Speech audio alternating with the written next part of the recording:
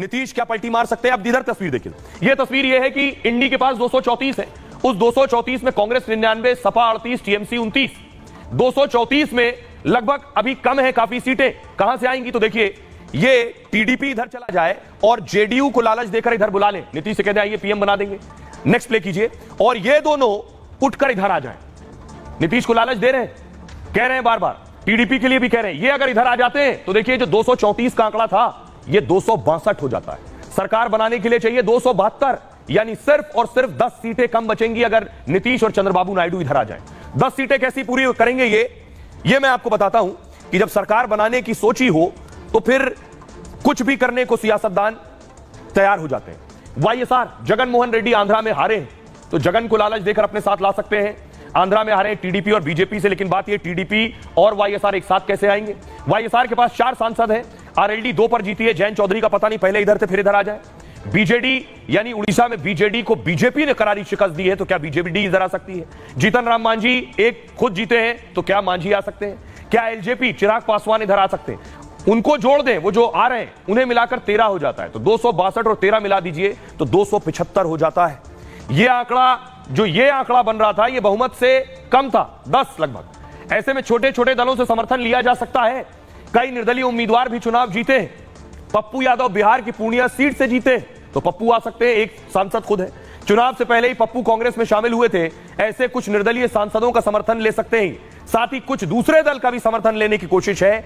जगन मोहन की वाईएसआर के 4 सांसद हैं, जैसा मैंने आपको बताया, आरएलडी के 2 सांसद, बीजेडी का 1, हम का 1 और एलजेपी का 1, इन्हें मिलाकर 275 सांसद हो रहे हैं। इसीलिए मैं आपको बताऊं, चाहे वो कांग्रेस पार्टी और राहुल गांधी कह रहे हैं कल फैसला करेंगे, कल बैठक करेंगे तब बताएंगे, उद्धव कह रहे हैं कल हम पीएम का नाम बताएंगे, नाना पटोले कह रहे हैं कुछ खेला होने वाला है रात को ही। जरा सुनिए क्या कह रहे हैं। कल डिसाइड होगा, इंडिया गठबंधन की मीटिंग है, कल हमारा लाइंस डिसाइड करेगा। बड़ी फाइन लाइन है, तो जो इंडिया गठबंधन डिसाइड करेगा उस पर हम एक्शन लेंगे। ये वायलेंट एनार्की जो है वो वाइब्रेंट डेमोक्रेसी को हाईजेक नहीं कर सकती। जो लोग वायलेंट एनार्की के जरिए वाइब्रेंट डेमोक्रेसी को हाईजेक करने का षड्यंत्र साजिश कर रहे हैं वो सफल नहीं होंगे। देखिए, मैं स्पष्ट मानता हूं कि जो जनादेश होगा वो जुगाड़ का जनादेश नहीं होगा, बल्कि स्पष्ट जनादेश होगा। जो नए पार्टनर हमको जुड़ने वाले हैं उनसे भी किस तरीके से हम बात करके अपने को मेजॉरिटी बना सकते हैं वो देखेंगे। सारे स्ट्रैटेजीज अगर यही मैं बोलूंगा फिर मोदी जी होशियार हो जाएंगे। बात पार्टी की नहीं है, बात तानाशाही को रोकने की है।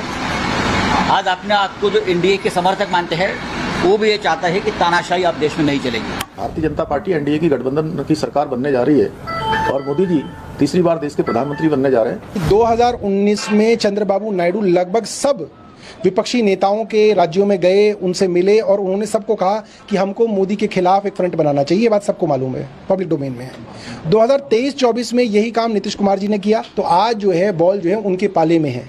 मुझे लगता है कि ये जो है आप कह सकते हैं कि सृष्टि का बहुत बड़ा जो है